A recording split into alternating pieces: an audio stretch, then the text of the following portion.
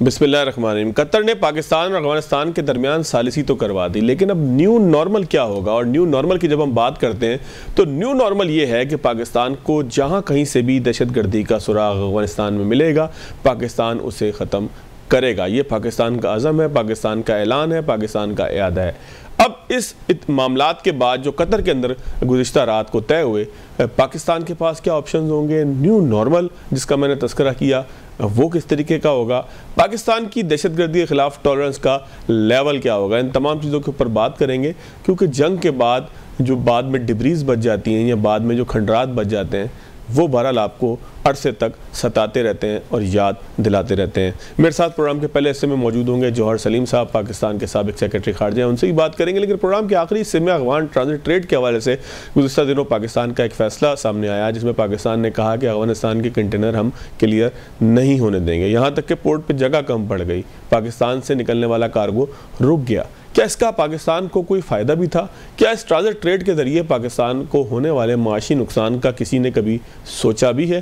क्या ये कभी आवाम के सामने आए भी हैं? इस मामले के ऊपर भी ज़रूर बात करेंगे और स्टॉक मार्केट की तेज़ी के हवाले से भी जानने की कोशिश करेंगे। इसके साथ साथ IMF ने एक बड़ा स्कैंडल का कहना कबल वक्त होगा, एक बड़ा मामला पाकिस्तान को पॉइंट आउट किया है, वो क्या है उस पर भी बात करेंगे। जौहर सलीम साहब सर, बहुत शुक्रिया सर आपके वक्त का। सर ये फरमाइएगा कि सीज़ फायर तो हो गया, एक हमने देखा कि मुआहदा सामने आया गुज़िश्ता रात, ये तमाम चीज़ें अपनी जगह हैं, इसका अगला मरहला भी होगा इस्तांबुल के अंदर, लेकिन ये दो मुल्कों के दरमियान बाकायदा होने वाली शायद पहली जंग ही थी।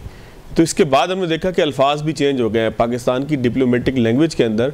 अब अफ़गान रजीम लिखा जा रहा है अफ़गान हुकूमत के बजाय। इस तरीके से अफगानिस्तान जो मर्जी कहता रहे, बहरहाल हुकूमत तो लेजिटिमेट वहाँ पर नहीं है।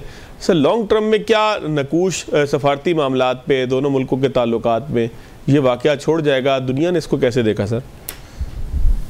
जी बिल्कुल, बहुत अहम डेवलपमेंट है और खुशाइन भी है, क्योंकि देखें अभी तक जो उसमें से इमर्ज किया है वो खासा पॉजिटिव है। जिस तरह आपने कहा, एक तो उन्होंने इम्प्लिसिटली इस चीज़ को माना, इम्प्लिसिटली का मैंने लफ्ज़ यूज़ किया है कि जी वो ग्रुप्स हैं ऐसे जो पाकिस्तान में जो है कार्रवाइयाँ करते हैं और उनको रोकना है।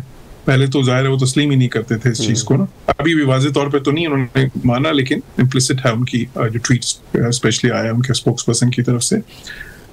दूसरी चीज़ ये है कि देखें इसमें मैं पहले भी ये कहा था अपने कमेंट्स में कि तीन चीज़ें तय होने वाली हैं। एक तो ये है कि ये सीज़ फायर जो भी टेम्पररी थी वो कंटिन्यू करे, होल्ड करे, और वो इंडेफिनिट अगर हो, वो बहुत अहम है। दूसरी चीज़ ये कि मैकेनिज्म्स बने, और वो मैकेनिज्म्स क्या हैं? वो मैकेनिज्म्स हैं वेरीफाइबल इम्प्लीमेंटेशन के मैकेनिज्म्स हों, कि जो भी अंडरस्टैंडिंग हुई है, मिसाल के तौर पे देखें अगर उन्होंने कहा कि अब वो इस तरह नहीं करेंगे, जो है वैसे तो उन्होंने ज़ाहिर लैंग्वेज ये यूज़ की है कि जी दोनों मुल्कों की बात हुई, लेकिन क्लियर है कि वो किसके लिए है। तो जब वो नहीं करेंगे तो ये वादे तो बहुत इससे पहले भी कई बार हो चुके हैं, ये कमिटमेंट्स तो पहले भी बहुत बार हुई हैं, लेकिन इस बार क्या मुख्तलिफ है? इस बार ये होगा कि एक वेरीफाइबल उसका तरीका होगा इम्प्लीमेंटेशन का। मिसाल के तौर पे अगर ये ग्रुप्स वहाँ पे काम कर रहे हैं तो उनके क्या लोग वो अरेस्ट करेंगे, क्या उनके लोगों को एक्स्ट्राडाइट करेंगे, क्या वहाँ पे जो उनके ठिकाने हैं उनको वहाँ से हटाएंगे, तो वो जाहिर है जो भी वो मेजर्स लेंगे वो नजर आएंगे ना एकदम। वो ये नहीं कि वो सिर्फ उनकी बात होगी, बल्कि वो एक्शंस में आएगी ना। they'll have to walk their talk जिसको कहते हैं ना अंग्रेजी में।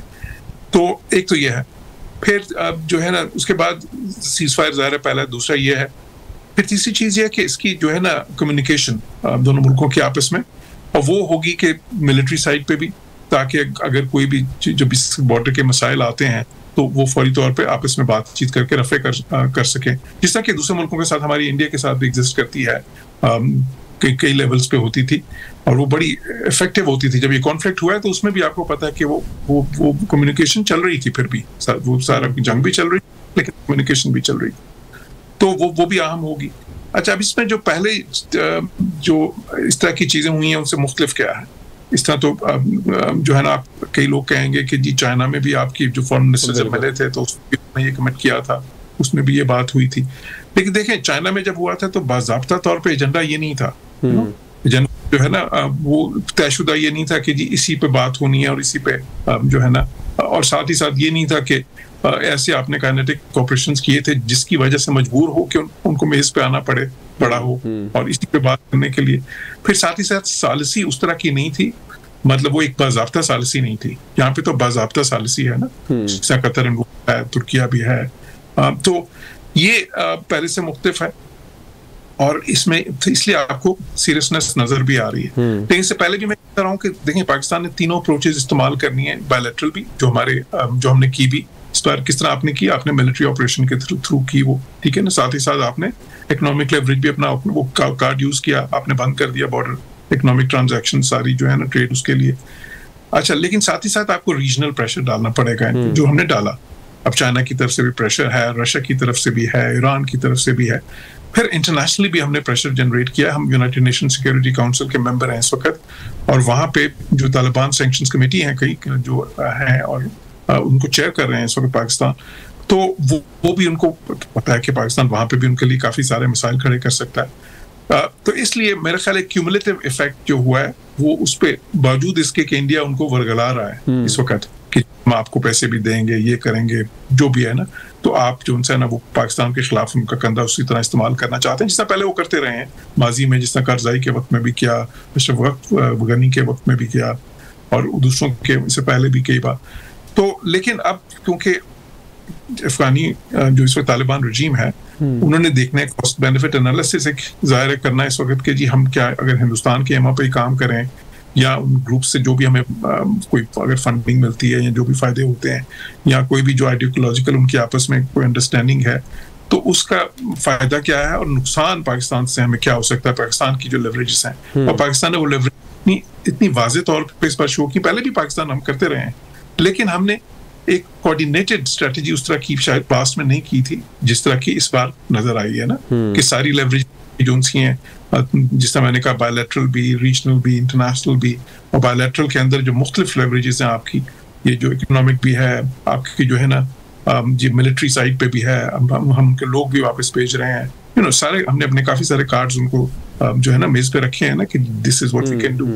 तो इस वजह से एक सीरियसनेस नजर आई है जो है इस वक्त। अब जाहिर है कि ये एक किस्म से हम कह सकते हैं गारंटर्स हैं, गारंटर्स इस सेंस में बाज़ाब्ता तो नहीं है, लेकिन इस सेंस में क्योंकि वो अगर ये सारी अंडरस्टैंडिंग करवा रहे हैं तो जाहिर है उनकी एक जिम्मेदारी उसमें आ जाती है। तो इसलिए जो है इस बार हम उम्मीद करते हैं कि ये जो है ना this time would be different.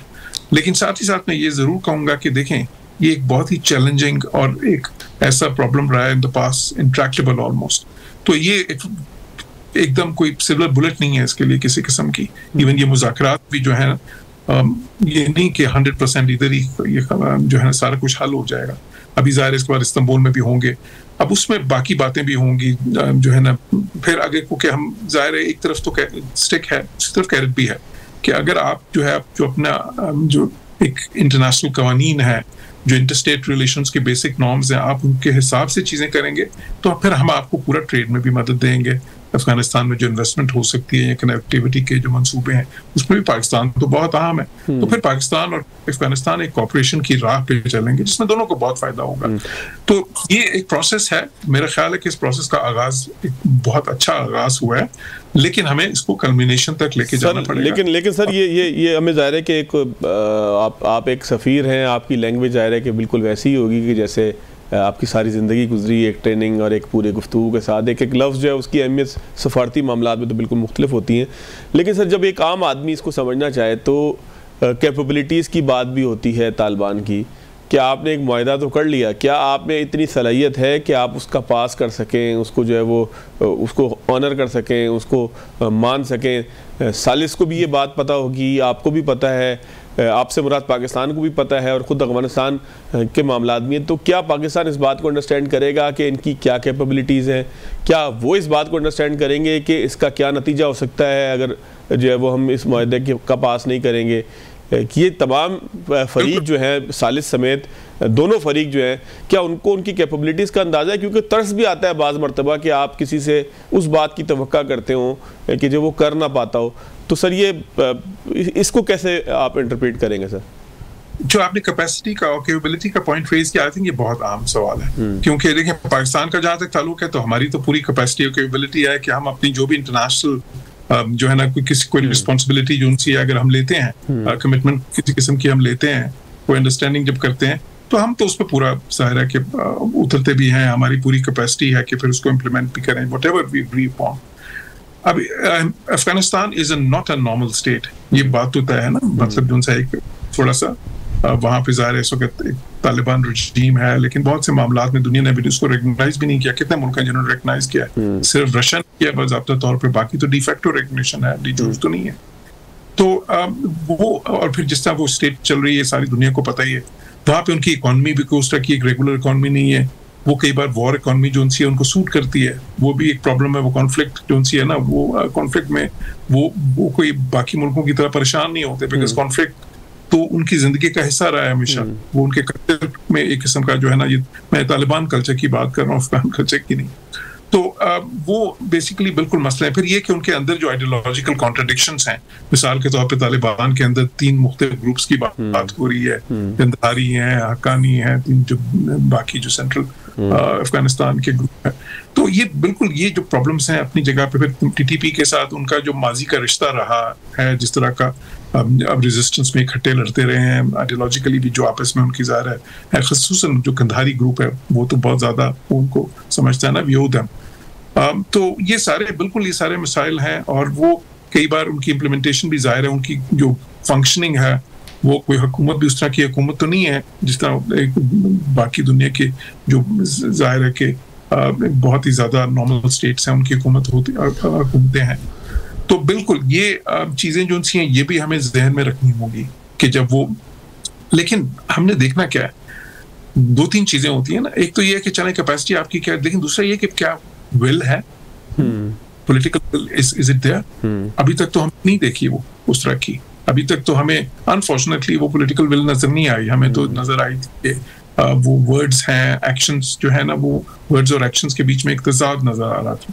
तो अगर हमें वो पॉलिटिकल विल नजर आएगी तो ये, और ये चीज भी है कि देखें तालिबान का जो सेटअप है वो ऐसा भी है, मिसाल के तौर पे एक बार मुल्ला उमर ने जब इडिक्ट कर दिया था, उन्होंने फतवा दिया था कि जी बस ये ड्रग्स खत्म होंगी अफगानिस्तान से, तो बिल्कुल वाइप आउट हो गए थे उस वक्त सारा कुछ अरसे की सारी ड्रग्स।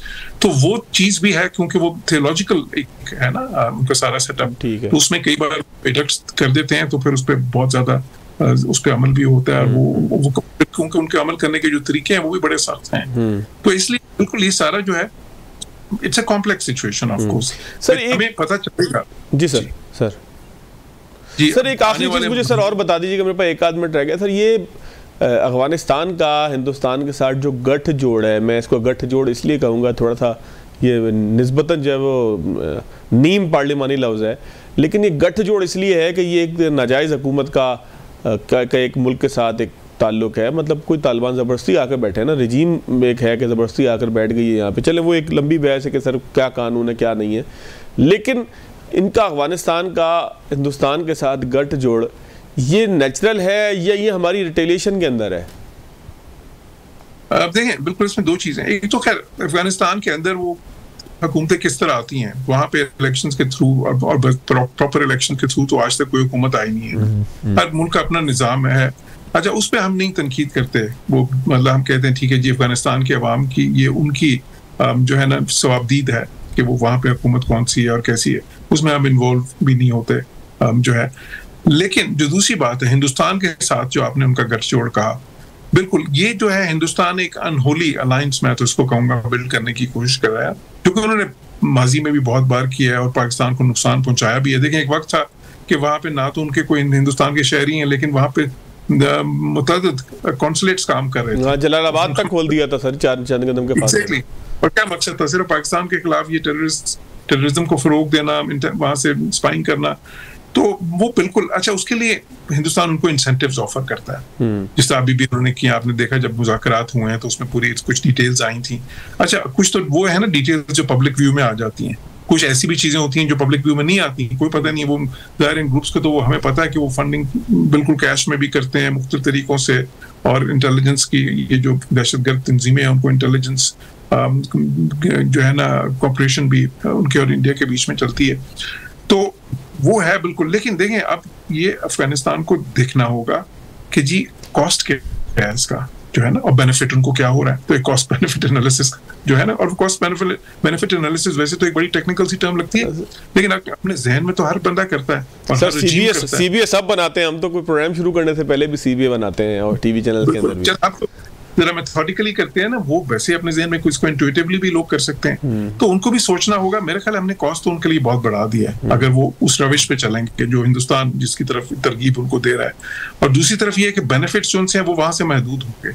जो बेनिफिट उनको एक नॉर्मल स्टेट के तौर पर बिहेव करने के में होंगे, एक रिस्पॉन्सिबल तरीके से बिहेव करने में होंगे, जिसमें उनकी फिर रिकग्निशन भी दुनिया में ज्यादा हो सकती है। वो देखें, इनकी दहशतगर्दी से सिर्फ खतरा पाकिस्तान तो फील नहीं कर रहा, ये तो चीन भी है, रूस भी है, ईरान भी है, बल्कि अब तो मगरिब भी है, वहां पे अलकायदा भी दोबारा से रीइमर्ज कर रही है। वो जो है ना, मगरबी ममालिक भी बड़ी तशवीश से देख रहे हैं सारे। तो उनको सोचना होगा कि देखें, ये सब कुछ आपने किया, ये देजा वू तो नहीं है क्या कि वहां पे जब आप ये किया था तो उसका नतीजा क्या निकला था, क्या अब भी आप उसी तरफ जाना चाहेंगे? तो इसलिए मेरा ख्याल है कि ये उनको करके, तो अगर वो समझदारी से जो है ना काम लेंगे, तो फिर जो रास्ता जो है ना, जो उनके लिए बेहतर है, जो एक विन विन सिचुएशन है, वो रास्ता है जो कि हम उनको जो है ना कह रहे हैं कि एक रिस्पॉन्सिबल स्टेट के पे हमारे के साथ एक कोऑपरेटिव फ्रेमवर्क रख के एक पीसफुल कोएग्जिस्टेंस, जिसमें एक दूसरे के खिलाफ किसी किस्म के ये जो है टेररिस्ट ग्रुप्स जो हैं उनको बिल्कुल इस्तेमाल ना होने दें। ठीक हो गया सर, बहुत शुक्रिया आपके वक्त का जौहर सलीम साहब। सर नाज़रीन एक ब्रेक लेंगे, ब्रेक के बाद आगे की तरफ। ब्रेक के बाद खुशामदीद। अशफाक यूसुफ तोला साहब मेरे साथ मौजूद हैं, साबिक वज़ीर मुमलिकत हैं। तोला साहब बहुत शुक्रिया आपके वक्त का। तोला साहब, अफगान ट्रांजिट ट्रेड पाकिस्तान का क्या फ़ायदा है, अफगानिस्तान का क्या फ़ायदा है? क्योंकि इस मौके पे शायद बराह रास्त जंग पाकिस्तान की पहली मरतबा ही हुई होगी, तो आवाम के जहन में भी ये सवाल पैदा हुआ। हमने भी इसको बड़ा सर्च किया कि ये ट्रेड क्या लाजमी है कि पाकिस्तान अफगानिस्तान को कॉरिडोर दे, क्या पाकिस्तान को भी इससे कोई फ़ायदा है? क्योंकि कस्टम ड्यूटी तो हम कलेक्ट इसके ऊपर नहीं करते। फिर हम ये समझते हैं कि हमारे यहाँ जो है वो स्मगलिंग इस वजह से ही बढ़ती है कि रिटर्न में जो है वो चीज़ें वापस आती हैं। फिर हम ये समझते हैं कि इससे हमारा डॉलर का बड़ा अखराज होता है कि जब सरहद खुली होती है और चीज़ें जाती हैं तो उसके साथ डॉलर भी कहीं ना कहीं जो है वो लपक के चिपक के चला जाता है। तो सर इस ट्रेड का फ़ायदा नुकसान बाइंडिंग क्या है पाकिस्तान के ऊपर अखलाकी? अफगानिस्तान के पास जो है वो क्या मुतबादिल है? पाकिस्तान किस हद तक, कितनी देर तक, कब तक इसको बंद रख सकता है? गो कि अब ठीक है कि हम ये कह सकते हैं कि पाकिस्तान अफगानिस्तान के दरमियान जंगबंदी जो है वो कतर में बैठ के हो गई है, लेकिन ये सवालात तो अब रहेंगे ना। अब एक रास्ता तो खुल गया इस तरह के तनाज़ात का। जी बिस्मिल्लाहिर्रहमानिर्रहीम। Thank you Fawad. देखिए, Afghanistan is a land lock country और मेरा ख्याल है हमारे जो यूएन का चार्टर है उसमें हम इनका गेटवे हैं, तो हम पे ये तो लाजिम है कि हम इनको बिल्कुल पूरी एक्सेस दें। बट एक्सेस देने का हरगिज मतलब ये नहीं है जो कि मादर पिदर आज़ाद वाली पॉलिसियाँ उन्होंने चलाई थी। आपका इनका जो एग्रीमेंट पहला हुआ है 1965 में हुआ है और आज इसको ऑलमोस्ट 60 साल हो गए हैं, और 60 साल में इसके बाद ये रिवाइज हुआ था 2010 में जब मैडम हिलरी क्लिंटन अचानक से आई और उन्होंने मिनोन जो भी चाह रही थी वो साइन करवा लिया था। I was part of it जब मखदूम अमीन फ़हीम साहब मरूम मिनिस्टर साहब थे, सीनियर मिनिस्टर थे, और जब उन्होंने बहुत कोशिश की हमने कि हम इसको डिफरेंट मॉडल से करें, क्योंकि जो चीज़ें पहले तो ये होता था कि इनके जो कंजम्पशन में नहीं होती थी वो भी ये मंगा लेते थे, जैसे ब्लैक टी वो मंगा लेते थे, दूसरा वो TV, fridge, you name it, और इतनी क्वांटिटी में मंगाते थे कि जितनी इनकी कोई मेरा ख्याल है वहाँ पॉपुलेशन भी नहीं थी, और ये फिर ऑब्वियसली टर्न अराउंड होके वापस पाकिस्तान आ जाते थे। तो उस वक्त एक बड़ी एनालिसिस हुई थी जिसमें ये कहा गया था कि टोटल पाकिस्तान के कंटेनर से अगर पाकिस्तान की इंपोर्ट होती तो 500 कंटेनर आते हैं, इसमें से 110 कंटेनर अफगान ट्रांजिट ट्रेड के आते हैं। हमारी और उनकी पॉपुलेशन का अगर हम देखते थे तो कोई मैच नहीं होता था। तो it was written on the wall कि जी ये स्मगलिंग हो रही है। पिछले 2 सालों से ना आपकी एंटी स्मगलिंग एफर्ट्स आपने काफी बढ़ाई हैं, बीआर ने भी, और काफी चीजें आप देखेंगे तो उसमें बॉटलनेक्स हमने इनके डाल दिए हैं। उसके बाद से अफगान ट्रांजिट ट्रेड 64% आपकी जो है ना वो खत्म हो गई है। और जाहिर बात है उनको भी पता चल गया। और आपको पता है कि पहले भी ये होता था कि डॉलर हमारा स्मगल होता था और अफगानिस्तान में पाकिस्तानी करेंसी चलती थी। मेरे अंदाजे के मुताबिक sizeable amount in billions of rupees Afghanistan की मार्केट में पाकिस्तानी करेंसी था। और एक स्टेज पे उन्होंने आके कहा था कि जी we will not accept Pakistani rupee, तो आप डॉलर कन्वर्ट करें। और आपने देखा होगा कि 2 साल पहले जिस तरीके से आपका रुपी डीवैल्यू हुआ था, उसकी एक बहुत बड़ी वजह ये भी थी। और इसकी वजह से स्टेट बैंक को और मुख्तदर इदारों को उन्होंने ये एडवाइस मिली थी और सही एडवाइस मिली थी कि आप जितने भी ये मनी एक्सचेंज है इनकी फ्रेंचाइजेस बंद कर दें। उसकी वजह से काफी स्मगलिंग हो रही थी क्योंकि वो डायरेक्ट बाई करते थे और अफगानिस्तान दे देते थे और 10-15 रुपए इनको ऊपर मिल जाते थे। तो वो जब से बंद हुई है आप देखें आपकी डॉलर भी स्टेबल हो गया, सॉरी रुपी भी स्टेबल हो गया। बल्कि मेरे हिसाब से तो आप मेरा व्यूज जानते हैं कम होना चाहिए, बट एनीवे ये थोड़ी सी हिस्टोरिक है। अब देखें 8 ऐसे पॉइंट हैं जहां से हम क्रॉस करते हैं अफगानिस्तान और 2400 किलोमीटर की है एक पोरस बॉर्डर है आपकी। और आपको पता है ये तो लीगल में 8 बता रहा हूँ, इलीगली 100 के करीब पॉइंट होंगे जहां से अब मैं एक बॉल पार्क बता रहा हूँ निकल जाते हैं अफगानी और आते हैं। दूसरा ये इसमें मसला होता है कि देखिए अब ट्रांजिट ट्रेड के बहुत सारे मॉडल्स हैं दुनिया में चल रहे हैं। It's not Afghanistan is the only landlocked country, Nepal भी है। बट आप डिफरेंट ये हम पे मुनस्सर होगा, भले हम म्यूचुअली कर लें कि जी हम किस मॉडल को इनके तहत कर रहे हैं। हम मैं इनको पहले 2010 में जब हमने इनको ऑफर की थी कि आप हमें अपनी सीजनल रिक्वायरमेंट दे देंगे, कौन सी चीज कब चाहिए आपको, वील मेक श्योर कि आपकी इन्वेंट्री कम नहीं होगी, आप खोलेंगे पोर्ट पे हमें मिल जाएंगी चीजें, हम एग्जैक्टली वही अमाउंट आपको दे देंगे। बट उस पर भी ये नहीं माने और अंडर द प्रेशर ऑफ उस वक्त आपको पता है यूएस का अपना एक इंटरेस्ट था वहां पर, उन्होंने जबरदस्ती हिलरी क्लिंटन आई थी और वन गुड इवनिंग हमें पता चला जी प्रेसिडेंसी में एक तकरीब है 2010 में उन्होंने कर लिया। अब आपको ये भी पता होना चाहिए 2017 में हामिद करजई साहब ने उस मुआहदे को पाकिस्तान की ट्रक के आने जाने तक महदूद भी कर दिया था, उन्होंने सस्पेंशन कर देता हूं मैं। तो ये भी हमें मारना पड़ा था, बड़ी चीजें थी हमारे पास, बहुत इश्यूज थे। But I think as a good neighbour हमने बड़ी कोशिश की इनके साथ कि निभाएं हम। बट एक जो होता है ना जी जुल्म जब हद से बढ़ता है तो मिट जाता है। तो अब ये नौबत आ चुकी है हमारे लिए। सर इस पे पाकिस्तान को कोई फायदा होता है, यानी कि हम क्या फायदा इस पे कमाते हैं? कस्टम ड्यूटी तो ज़ाहिर हमने लेनी नहीं है, फायदा हमें क्या होता है? नुकसान देखें अब ना तोला साहब, ये आपकी गुफ्तगू के बाद ये एक चीज़ क्लियर हो गई है कि हम जहाँ पर दहशतगर्दी के महाज पर जो है हमें तकलीफ उठाना पड़ती है अफगानिस्तान की वजह से, वहाँ से लोग आते हैं दहशतगर्दी करते हैं, यहाँ जो दहशतगर्दी करता है वो जाके वहाँ पर छुप जाता है। ये आज से नहीं हो रहा, ये तो 1980s से हो रहा है, बहुत बढ़ गया है। अब तो पाकिस्तान इसको बर्दाश्त नहीं कर सकता, ना बर्दाश्त कर रहा है, ना पाकिस्तान ने बर्दाश्त करने की पॉलिसी रखी है। ये तो हमें समझ में आ गया कि हमने हमले क्यों करने हैं, हमने जो है वो अफगानिस्तान से हम चाहते क्या हैं। लेकिन ये जो माशी मामला है ये शायद लोगों की नज़र में नहीं रहता कि हमारे डॉलर बढ़ने की वजह यानी कि करेंसी डिवैल्यू होने की वजह भी अफगानिस्तान है, हमारे यहाँ स्मगलिंग का मटेरियल आने की वजह भी यही है, उससे महसूलात में एक बहुत बड़ा मामला जो है वो हमें कमी होती है। लेकिन सर कहीं फ़ायदा होता है कोई? समझता हूँ कि कोई ऐसा फायदा होता है हमें, अब बल्कि इनकी वजह से हमें बॉर्डर खोलना पड़ा इंडिया का। हमारी अपनी ट्रेड बंद थी बट इनकी ट्रेड खुलती थी और वाघा बॉर्डर से इनके लिए इंडिया से माल जाता था, तो वो भी हमने करके दिखा दिया। अब देखें ये तो नाशुक्रापन है कि हम एक तरफ इनको बिल्कुल हमारे भाई हैं, हम सब कुछ इनके लिए, हमने 40 साल इनको पाला, 40 लाख महाजरीन हमारे पास है, दुनिया में सबसे बड़ी महाजरीन की तादाद हमारे पास है। यहाँ तो लाख लोग कहीं चले जाते हैं तो उनको शहर से दूर कर देते हैं। आजकल इनकी प्रॉपर्टियां हैं, पाकिस्तान में ये प्रॉपर्टियां रखते हैं, पाकिस्तान में इनकी शादियां हुई हुई हैं। अब मैं इसके हक में नहीं हूँ कि आप हर किसी को निकाल दो, बट मैं इसके भी हक में नहीं हूं कि जो अगर इलीगली यहाँ पर रहता है उसको हम रहने दें और हम अपनी मईशत पे कारी जब लगाए। आप आज चले जाएं सुपर हाईवे, आप देखिए कार के शोरूम में आपको top of the line model की 10-10 गाड़ियां खड़ी नजर आ रही हैं। आप जरा पूछिए, आप खुद अपनी इन्वेस्टिगेशन टीम भेजेंगे किसकी है, कौन मंगाता है। तो ये सब चीजें हमारे पास है। आप कराची किसी मार्केट अगर नहीं चलती है, अगर आपके पास कोई नया आपका शॉपिंग सेंटर बनता है और वो नहीं चलता है, आप देते अफगानियों को, वो चला देंगे। अब वहाँ पे कपड़ा बिकेगा। यहाँ सदर में जहाँ मैं बैठा हूँ, यहाँ से पिछले कुछ रास्ते पे है, तारिक रोड पे है, कितनी ऐसी मार्केटें हैं कि जो न किसी की पहुंच में है न किसी के। अफगान ट्रांजिट ट्रेड का आता है यार, रुक जाता था। अब तो खैर काफी सख्तियां हो गई हैं उसमें, नहीं मगर ठीक है, हर कौम में अच्छे भी लोग होते हैं, बुरे लोग भी होते हैं। इसमें मेरा ख्याल है हमें ये जो कल प्राइम मिनिस्टर साहब ने अच्छी बात की है कि अगर जिसके पास वीजा है, जो लीगली रहना चाहता है, वो रह जाए। बट अब इसमें एक मसला ये है कि हम ये कहते हैं वीजा पॉलिसी हमारी ये है कि once you have to go there and come back, वहां से अप्लाई करें और आप आ जाए। अब उनको ये नहीं पता कि वो जाएंगे तो उनको वीजा मिलेगा कि नहीं। दूसरी तरफ हमें चेक पॉइंट जो 8 है, हम जानते हैं कि इलीगल काफी चेक पॉइंट है, तो कम से कम 10-20 और चेक पॉइंट करके ना चेकआउट करने का इनका आसानी आप कर दें। ठीक है, जहां तक एक सवाल है थोड़ा सा आप इसमें ऐड कर लें, फिर बाकी चीजें भी इसमें ऐड कर लीजिएगा। सर, ये जो काबली पार्ट्स पाकिस्तान में मिलते हैं, ये काबली से क्या मुराद है?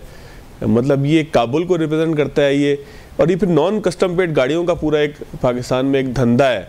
मैं धंधा जब कह रहा हूँ तो इसका मतलब ये बड़ा गंदा भी जो है साथ इसके मिल जाएगा, क्योंकि वैसे तो आप इसको ट्रेड कह सकते हैं, लेकिन धंधे की जब आप बात करते हैं तो इसमें गंदगी भी शामिल हो जाती है।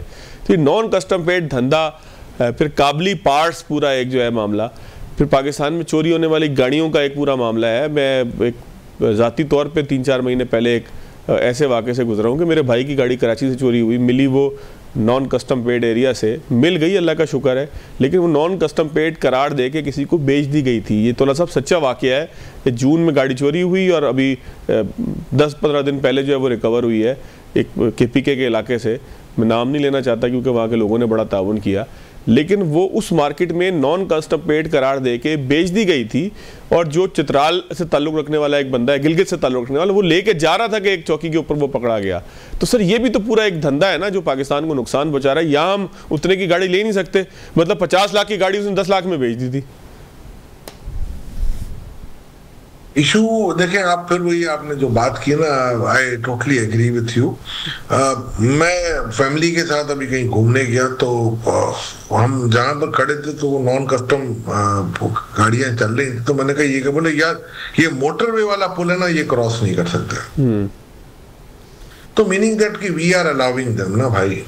तो आप एक मुल्क में 2 कानून चलाएंगे और अगर आप फेवरेट चाइल्ड रखेंगे तो फिर जाहिर बात है you have to fail and feel the consequences. आपने अपनी मिसाल दी, ऐसी कितने फवाद की मिसालें होंगी कि जो ये होता है, और किस्म के क्राइम करके लोग वहां भाग जाते हैं और वहां से रिपेट्रिएट हो जाते हैं। कितने आपके ऐसे कोर्ट के केसेस हैं, पॉलिटिकल और अदरवाइज, जहां पर ये प्रोक्लेम फंडर जा चुके हैं और वो कहाँ रहते हैं, आपको सबको पता है। बट यू सी बात पता है क्या है कि हम बोलना नहीं चाहते कोई भी, और अगर कोई एक्शन लेना चाहता है तो फिर उसको आप पॉलिटिक्स की नजर कर देते हैं। अच्छा सर, थोड़ा सा इससे हम अब आगे आ जाते हैं। एक टेक्निकल इशू है, थोड़ा सा मैं आपसे समझना चाहता हूँ। शहबाज राना साहब ने खबर दी थी, उसके ऊपर उन्होंने फिर फॉलोअप खबर भी दी कि अब IMF जो है वो इसके ऊपर चाहता है कि एक टीम पाकिस्तान भेजे। बात एक हो रही थी कि इम्पोर्ट गैप हमारी पाकिस्तान की फिगर्स के अंदर से निकला है कोई 30 बिलियन का। सर वो क्या है? आपने भी कोई स्टडीज के ऊपर की होगी ना, क्या समझ में आया आपको? क्या हुआ है? कोई फिगर फर्ज की थी पाकिस्तान ने, क्या किया? ये कहना कबल वक्त होगा कि इन्वेस्टिगेशन टीम, देखो हमारे पास तो रिकॉर्ड नहीं होता ना, तो हमारी जो अपनी जो प्रिलिमिनरी हमारी जो एक EFS है, एक्सपोर्ट फाइनेंस स्कीम के तहत जो आई होती है चीजें, जिसका बड़ा मिसयूज हुआ उसका। तो मेरा ख्याल है उसमें से काफी चीजें वहां से भी निकलेंगी, और कुछ ऐसी चीजें होंगी जो इलीगली रिपेट्रिएशन हुई होगी, वो भी निकल सकती है। तो इसमें देखें ना, अब आपको 2 इनवॉइसेस बन जाती हैं। आप यहाँ से किसी टैक्स हेवन में भेज दें, एक्सपोर्ट कर दें अंडर इनवॉइस करके, और अपना यानी कि या तो बहुत छोटा मार्जिन लगा के आपने एक्सपोर्ट कर दी, और वहां से अपने एक और कंपनी को, जो अपनी कंपनी होती है यूरोप में या कहीं पे, उसको आपने रियल वैल्यू पे एक्सपोर्ट कर दी। तो आपने वहां भी टैक्स बचा लिया, टैक्स हेवन ले जाके अपनी ओवर इनवॉइसिंग करके वहां पर भी टैक्स बचा लिया, और यूरोप में भी आपने, और फिर आप 10% आपको इजाजत है कि आप एक्सपोर्ट का रख लें। और माशाल्लाह इसमें से तो बहुत से लोगों ने फायदा उठाया, और अब तो मुझे पता चला है कि हमारे एक बहुत लार्जर एक्सपोर्टर ने अपनी एक फैक्ट्री पाकिस्तान से बाहर खोल ली है, और इसी पैसों से खोली है। माशाल्लाह सर। तो सर इसमें कहाँ पर गैप्स हैं, कहाँ पर हमें ज़रूरत है कि हम चीज़ों को ठीक करें? क्या किस मकाम पर ये गलती हो रही है कि जिसकी वजह से लोग फ़ायदा उठा रहे हैं? कोई फ्लॉ तो हमारे अपने रूल्स के अंदर है ना। आपको मैं एक बात बताऊं, आपने मेरी रिपोर्ट पढ़ी थी सर, उस रिपोर्ट में कोई ऐसी चीज नहीं थी कि जिसमें मैं ये सर वो रिपोर्ट तो यकसर मुस्तरद कर दी गई ना कुछ नादिदा कुव्वतों के दबाव पे। वो क्यों करी गई? आपको भी पता है, प्रेशर ग्रुप, माफिया इस मुल्क में जो आज माशाल्लाह हमारी एग्जिस्टेंस को 75 साल हो जाएंगे इंशाल्लाह, मेरा ख्याल है, और हम देखेंगे इसमें। अच्छा तुला साहब, क्या आप हम हार्ड स्टेट की तरफ नहीं बढ़ रहे?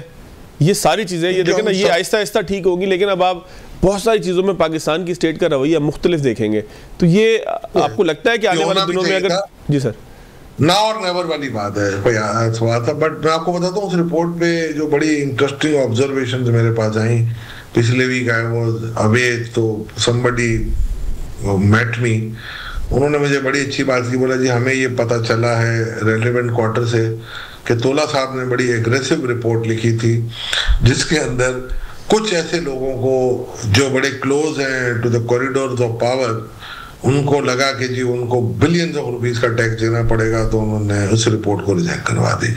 तो मैंने तो देखें, मैं तो मौजन की तरह अजान दे सकता हूँ, ठीक है, नमाज पढ़ना ना पढ़ना, ये चीज रिकॉर्ड पे तो आ गई, कम से कम ये तो नहीं है ना कि रिकॉर्ड पे नहीं। अच्छा थोड़ा सा एक आखिरी सवाल है, 2-3 मिनट 4 मिनट मेरे पास हैं आपसे गुफ्तगू के लिए मजीद। सर हालात ख़राब है, लेकिन स्टॉक मार्केट पाकिस्तान की जो है वो रोज़ नए नए रिकॉर्ड बना रही है, तो सर एक आम आदमी बैठा हुआ ये सवाल करता है कि यार हमारे हालात तो ख़राब है, ख़राब मैं इसमें कह रहा हूँ कि महंगाई बढ़ रही है, चीज़ें बढ़ रही हैं, लेकिन स्टॉक मार्केट जो है परफॉर्म कर रही है, तो ये क्या गिदड़ सिंघी है स्टॉक मार्केट के पास? क्या सबब क्या है सर? ये कुछ चीजों की करेक्शन भी हुई है, पहले भी अंडर प्राइस काफी चीजें थी, बट देखें मैं क्योंकि स्टॉक मार्केट में ट्रेड नहीं करता और मेरा ख्याल है मेरी किनारा कशी है वहां से, तो ऑब्वियसली देखें जब आप डेली अपने खुद आपका इंटरेस्ट हो, स्टेक्स लगे होते हैं, तो then you are up front, आपको सब पता होता है कि क्या हो रहा है। जब आप नहीं होते हैं ना, तो फिर मेरा ख्याल है उसकी वो अपडेशन नहीं होती। तो मेरी राय से अगर आपके थ्रू कहीं जाए और उससे किसी को कोई नुकसान पहुंच जाए, तो मैं नहीं समझता कि ये अच्छी बात होगी। तो इसलिए इधर मैं आपसे थोड़ी सी रिक्वेस्ट करूंगा, मेरे हिसाब से थोड़ी करेक्शन तो चाहिए थी इसमें अपवर्ड साइड पे, बट कितनी चाहिए थी ये कोई एक्सपर्ट ही बताएगा। तो आपने मेरे सवाल के जवाब में नो कमेंट्स कह दिया है बुनियादी तौर पे। जी आप कर ले शुगर कोटेड। अच्छा चले ऐसा। अच्छा सर ये बता दें कि एफबीआर अपने डेट भी एक्सटेंड कर दी है, क्या हालात है एफबीआर में सर? कोई लोग टैक्स वैक्स देना चाह रहे हैं, नहीं देना चाह रहे सर? टैक्स तो दुनिया में कहीं कोई नहीं देना चाह रहा, बट अभी देना चाह रहे हैं, हम ये ऐसे कर ले नहीं, वो रिपोर्ट पढ़ लेंगे तो उसमें जहाँ जो देना चाह रहा था वो भी अब आ गया। एक्चुअली देखें अब एफबीआर का एक तो मुझे बड़ी खुशाइन बात हुई कि अभी वर्ल्ड बैंक को उन्होंने एक प्रेजेंटेशन दिया लकड़ियाल साहब ने, एंड वर्ल्ड बैंक ने बड़ी तारीफ की है कि IRS 3 ला रहे हैं ये, और ये काफी वेल कनेक्टिविटी के साथ है, इस पर काफी चीजें let it be launch then we will come to know कि क्या आ रहा है। इस वक्त तक क्या सूरत हाल है सर? अभी तो जाहिर बात है हर साल की तरह आदतें बिगड़ी हुई हैं। वो लोग कहते हैं जी आखिरी दिन आ जाता है कि जी टेक्निकल ग्लिचेस हो गई हैं और आप एक्सटेंड कर देते हो, एक्सटेंड कर देते हैं, बट अब देखते हैं कि मेरा ख्याल अगला अब एक्सटेंड नहीं होगा, जो मुझे मेरी मुसद्दका इतलात है, और अगर नहीं होता तो मेरा ख्याल इनफ टाइम आपने दे दिया, अब आपको असेसमेंट शुरू करना चाहिए, बट आपको AI का यूज करना पड़ेगा, क्योंकि आपके पास मेरा ख्याल है वो नफरी है नहीं जो इसको इतने बड़े वॉल्यूम को हैंडल कर सके। चले बहुत शुक्रिया तोरा साहब आपके वक्त का। नाज़रीन प्रोग्राम से आज इतना ही इजाज़त दीजिएगा। अल्लाह हाफ़िज़।